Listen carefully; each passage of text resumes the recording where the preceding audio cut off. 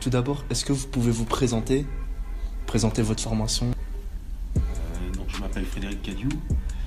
Je suis aujourd'hui enseignant à l'Université de Valenciennes, plus précisément à la Faculté des Sciences et Métiers du Sport. Je suis responsable pédagogique de la licence Management du Sport. Et en termes de formation, j'ai suivi des cours à l'université de Paris 7, à Paris 12, et ensuite à l'université de Poitiers, en obtenant un DUG-MAS, mathématiques appliquées et sciences sociales, une licence d'administration générale, une maîtrise, à l'époque ça s'appelait comme ça, une maîtrise de ressources humaines à Créteil, et pour finir avec un master à l'IAE de Poitiers, donc un master C2AE, c'est-à-dire en administration des entreprises. D'accord. Et en quoi le football, la pratique du football vous a apporté dans vos études?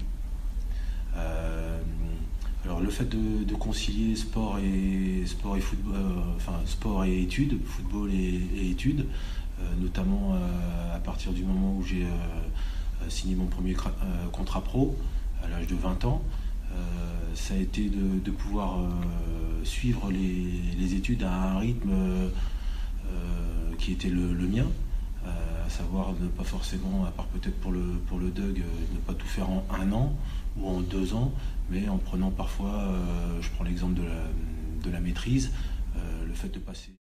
On était sur le fait où vous avez signé votre contrat pro à 20 ans. Oui, donc le fait de pouvoir suivre les études à son rythme, de négocier, parce qu'avec le statut de sportif de haut niveau, comme parfois avec celui de salarié, on a la possibilité de moduler un petit peu le rythme des études et de faire des années en 2 ans, ce qui permet par exemple de faire le contenu théorique sur une année et de faire le stage et le rapport de stage ou les mémoires une 2e année, et de pouvoir concilier ainsi le rythme élevé des entraînements et des matchs et les exigences de la formation. Et un autre avantage de concilier sport et études, en tout cas de concilier 2 activités, c'est que très souvent dans le sport, on a des périodes un petit peu creuses en termes de résultats, on est un petit peu moins performant, on peut avoir rapidement des doutes, et le fait de pouvoir se retrouver dans un autre environnement qui est peut-être un petit peu moins morose, avec d'autres étudiants qui connaissent pas forcément vos résultats en sport, ça vous permet de continuer à sourire, à vivre correctement, et puis le temps de se refaire un petit peu la santé dans le sport. Donc le fait de concilier ces deux approches-là, il y a des apports réciproques. D'accord. Et pourquoi vouloir devenir professeur de management et pas entraîneur ou préparateur physique, quelque chose autre que le management? Ce sont des choix de carrière et des choix de vie.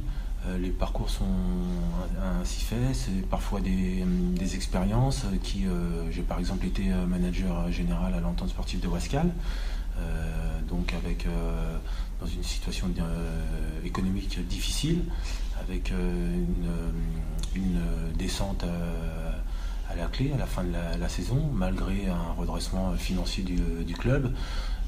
C'est beaucoup de temps,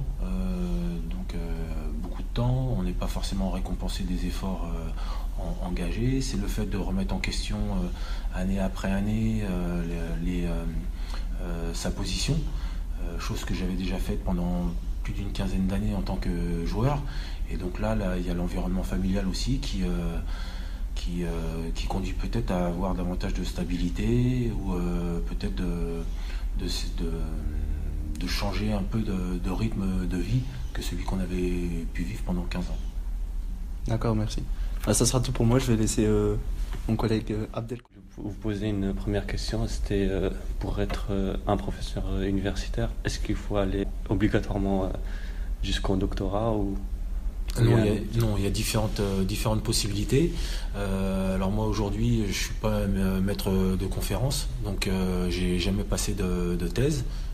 pas fait de recherche universitaire. Je suis un enseignant du second degré. Je passais un concours du second degré en économie-gestion et j'ai postulé sur un poste qui était proposé par l'université de Valenciennes. Donc on était un certain nombre de candidats et mon parcours universitaire, professionnel, ont fait que j'ai été retenu pour ce poste-là et avoir aujourd'hui occupé les fonctions que j'occupe aujourd'hui. Donc pas d'obligation pour enseigner à l'université d'avoir déposer une thèse. Il y a une possibilité pour les enseignants du second degré de pouvoir le faire. Donc il y a différents types de statuts. Il y a même des professeurs contractuels, des vacataires qui assurent des enseignements sans être passés ni par le doctorat, ni par les concours du second degré. D'accord. Et pour finir, on voulait vous demander, est-ce que vous êtes satisfait de vos deux parcours? Des deux parcours? Ouais. Alors, satisfait, oui, dans l'ensemble, je suis très satisfait. Ouais. Je suis assez fier de ce que j'ai pu faire jusqu'à aujourd'hui. J'ai bien évidemment on parlera peut-être pas de regrets, mais si j'avais à refaire les choses, je les referais sans doute différemment à certains moments. Maintenant, peut-être que je serais un peu moins heureux si ça avait été différent à l'époque. Ouais, aujourd'hui, je suis satisfait. J'ai la chance d'évoluer dans un environnement professionnel valorisant, d'être au contact d'étudiants engagés, dynamiques, qui sont force de proposition. En plus, à la faculté des sciences et métiers du sport, il y a un certain esprit, il y a du respect et non, je m'estime assez satisfait de mon sort aujourd'hui. Je suis assez... D'accord. Bon, merci d'avoir accepté notre invitation. Je vous remercie. Ouais, merci.